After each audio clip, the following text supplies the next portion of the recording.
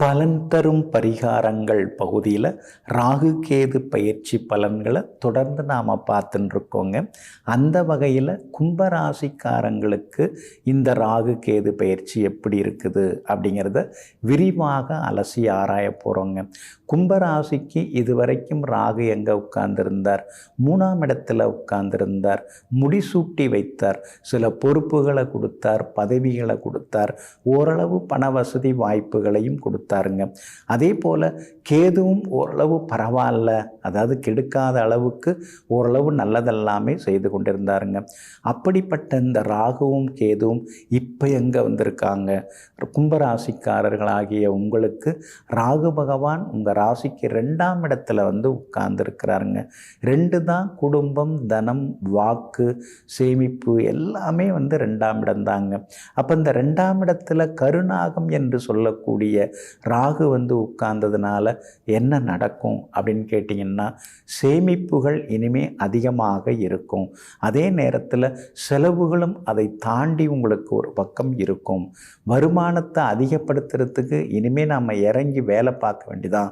கௌரவத்தெல்லாம் பார்த்துட்டு உட்கார்ந்துருந்தோம்னா இனிமேல் சரி வராது.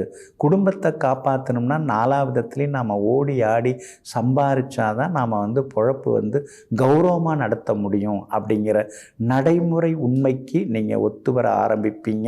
மனசுக்குள்ளாரையும் அந்த எண்ணங்கள் வர ஆரம்பிக்கும்.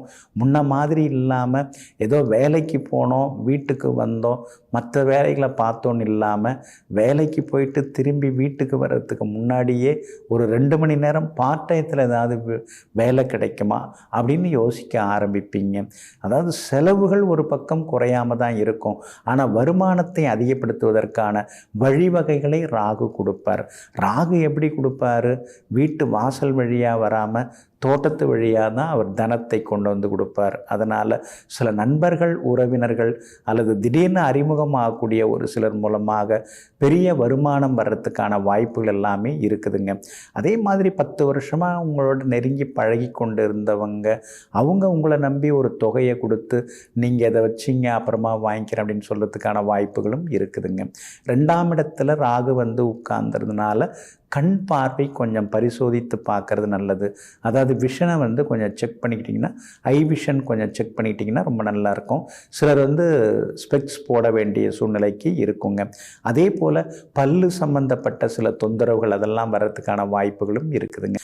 ராகு 2ஆம் இடத்துல வந்து உட்கார்ந்ததுனால இனிமேல் வந்து நீங்கள் பளிச்சுன்னு பேச ஆரம்பிப்பீங்க. சரி பரவாயில்ல, பார்த்துக்கலாம், இருக்கட்டும், எதுக்கு அப்படின்னு சிலதெல்லாம் நீங்கள் விட்டு கொடுத்து போனீங்க இல்லைங்களா? இனிமேலாம் அதெல்லாம் எதுவுமே கிடையாது.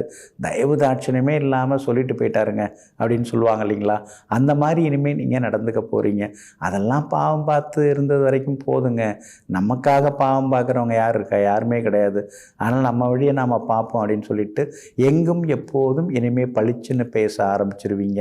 2ஆம் இடத்துல ராகு வந்து உட்கார்ந்ததுனால குடும்பத்தில் சின்ன சின்ன வாக்குவாதங்கள்லாம் வரும். ஏன்னா ராகு தான் வந்து புரட்டி பேச வைக்கக்கூடியவர். அதே மாதிரி தொடர்ந்து அப்படியே அந்த விவாதங்களை வந்து நடத்தக்கூடியவர் ராகு. அப்படி இருக்கிறதுனால குடும்பத்தில் கணவன் மனைவிக்குள்ளார ஏதாவது சின்ன சின்ன முணுமுணுப்புகள், சண்டை சச்சரவுகள் இதெல்லாம் வந்ததுன்னா அதை வந்து பெருசாக்காமல், அதை புரலாங் பண்ணாமல், அதை வந்து ஷார்ட்கட் பண்ணிவிட்டு அடுத்தது என்னன்னு சொல்லிட்டு கொஞ்சம் எல்லாரையும் கூல் பண்ணி கொண்டு போனீங்கன்னா நல்லாயிருக்கும். இல்லைன்னா அப்புறம் அப்படியே பிரச்சனைகள் பெருசாகிட்டு போகிறதுக்கான வாய்ப்புகள் இருக்குது. அதனால் அந்த வகையில் கவனமாக இருக்கிறது ரொம்ப நல்லதுங்க. மற்றபடி இந்த 2ஆம் இடத்து ராகுவால் உங்களுக்கு பணவரவு இருக்குது, கம்பீரமான பேச்சு இருக்குது, சமுதாயத்தில் வந்து ஒரு நல்ல ஒரு அந்தஸ்து எல்லாமே இருக்குதுங்க.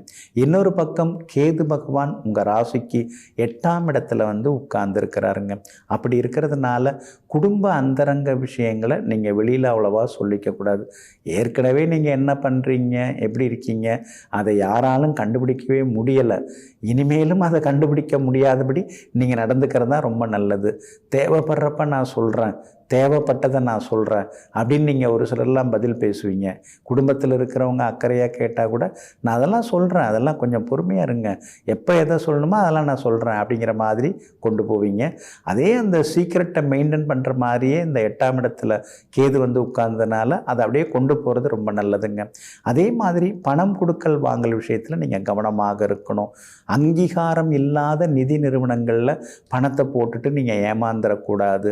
கணவன் மனைவிக்குள்ளார இருக்கிறது ஒரு நல்ல உறவு இருக்குது, ஆனால் அதை கெடுக்கிறதுக்குனே சிலர்லாம் வந்து அவங்கள அங்கே பார்த்தேன், இவங்களை இங்கே பார்த்தேன், அவங்க கூட கூட இவங்க போயின்னு இருந்தாங்க, இப்படி எதையாவது வந்து கலகத்தை உண்டு பண்ணுறதுக்கு சொல்லுவாங்க. அதெல்லாம் அப்படியே நம்பிடக்கூடாது.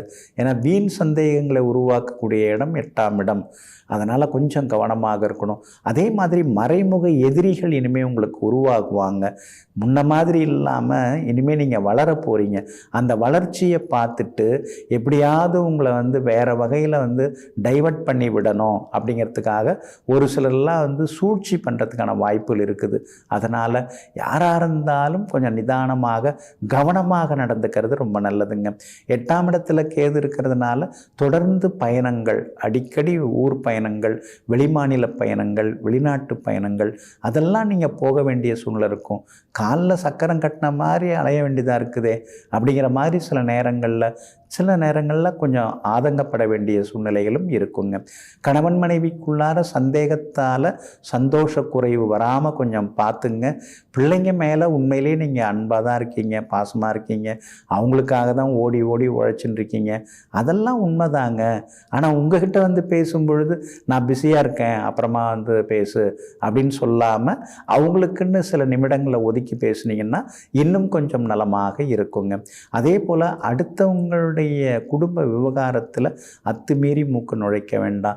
சிலர் வந்து ஆறுதலுக்காக உங்கள்கிட்ட வந்து பேசுவாங்க, அப்புறம் உங்கள் அடிமனசுக்குள்ளார சில எண்ணங்கள் வர ஆரம்பிக்கும். அது வேறு ஏதாவது ஒரு நட்பில் கொண்டு போய் விட்டுறக்கூடாது, தகாத நட்புகளில் கொண்டு போய் விட்டுறக்கூடாது. அதனால் கொஞ்சம் நீங்கள் வந்து யாராக இருந்தாலும் சின்னதாக ஒரு இடைவெளி விட்டு பழக ஆரம்பிச்சிங்கன்னா இன்னும் கொஞ்சம் நலமாக இருக்குங்க. முன்னைய விட இனிமேல் நட்பு வட்டம்லாம் உங்களுக்கு ரொம்ப பெருசாக போகுது. பெரிய அந்தஸ்தில் இருக்கிறவங்கெல்லாம் இனிமேல் உங்களுக்கு அறிமுகமாகுவாங்க. செல்வாக்கு உங்களுக்கு அதிகரிக்குங்க. எல்லா வகையிலுமே உங்களுக்கு வெற்றி உண்டு. வியாபாரத்தில் பெரிய பெரிய அந்தஸ்தில் இருக்கிறவங்களெல்லாம் இனிமேல் நீங்கள் சந்திப்பீங்க. உத்தியோக வகையிலையும் உங்களுக்கு இருக்கக்கூடிய தொந்தரவுகள்லாம் கொஞ்சம் கொஞ்சமாக குறைய ஆரம்பிக்கும். ஒன்றே ஒன்று தான், அதிகாரிகள் ஏதாவது சொன்னால் அதை நீங்கள் அப்படியே ஏற்றுக்கிறது ஒரு வகையில் நல்லது. இதெல்லாம் எனக்கு தெரிஞ்ச விஷயந்தான், இதை போய் இந்த அதிகாரி சொல்லின்னு இருக்காரு சார், அதெல்லாம் எனக்கு முன்னாடியே தெரியும் சார் அப்படின்னு சொல்லிக்காதீங்க. அப்படிங்களா சார், ரொம்ப ஆச்சரியமாக இருக்குது நீங்கள் சொல்கிறத பார்த்தா அப்படின்னு கொஞ்சம் பொறுமையாக அவர் சொன்னதை நீங்கள் மதிக்கிற மாதிரி நடந்துட்டு வந்துட்டிங்கன்னா அலுவலகத்தில் உங்களுக்கு மரியாதை கூடிக்கிட்டே போகுங்க. எப்படி பார்த்தாலும் இந்த ராகு கேது பயிற்சி உங்களுக்கு மிகப்பெரிய வெற்றியை தரக்கூடியதாக இருக்கும். ஒன்றே ஒன்று தான், பணம் போடுறது, நீங்கள் முதலீடு போடுறதுல கவனமாக இருக்கணும். அதே மாதிரி பேசும்போது அடுத்தவங்க குற்றங்குறைகளை குத்தி காட்டி பேசாமல் கொஞ்சம் அரவணைச்சி அன்பாக கொண்டு போனீங்கன்னா இன்னும் கொஞ்சம் நலமாக இருக்குங்க. எல்லா வகையிலும் இந்த ராகு கேது பயிற்சி உங்களுக்கு யோகத்தை கொடுப்பதற்கு ராமநாதபுரம் மாவட்டத்தில் பரமக்குடியிலிருந்து 12 கிலோமீட்டர் தூரத்தில் நயினார் கோவில் அப்படிங்கிற ஊர் அமைஞ்சிருக்குங்க. அந்த ஊரில் வந்து சிவபெருமான் ஆட்சி புரிந்து கொண்டிருக்கிறார். ஸ்ரீ சௌந்தரநாயகி சமேத ஸ்ரீ நாகநாத சுவாமிகளை சென்று தரிசனம் செய்யுங்கள். உங்களுக்கு மேற்கொண்டு நல்ல பலன் கிடைக்குங்க. ராகு பகவானால் நல்லது நடக்க செவ்வாழை பழம் தானமாக கொடுங்க. அதே மாதிரி கேது பகவானால் நல்லது நடக்கிறதுக்கு, எல்லா வகையிலுமே வெற்றி கிடைக்கிறதுக்கு உலர்ந்த திராட்சை பழம் தானமாக கொடுங்க. இந்த ராகு கேது பயிற்சி உங்களுடைய தகுதியையும் அந்தஸ்தையும் நிச்சயமாக உயர்த்துங்க. நெஞ்சிற்கினியவர்களே, மங்கள வாரமாகிய இன்றைய நாள் உங்களுக்கு மகிழ்ச்சியையும் வெற்றியையும் வாரி வழங்கும் நல்ல நாளாக அமையட்டும். மீண்டும் நாளை காலை சந்திப்போம். நன்றியுடன் உங்கள் ஜோதிட முனைவர் KP வித்யாதரன். வணக்கம்.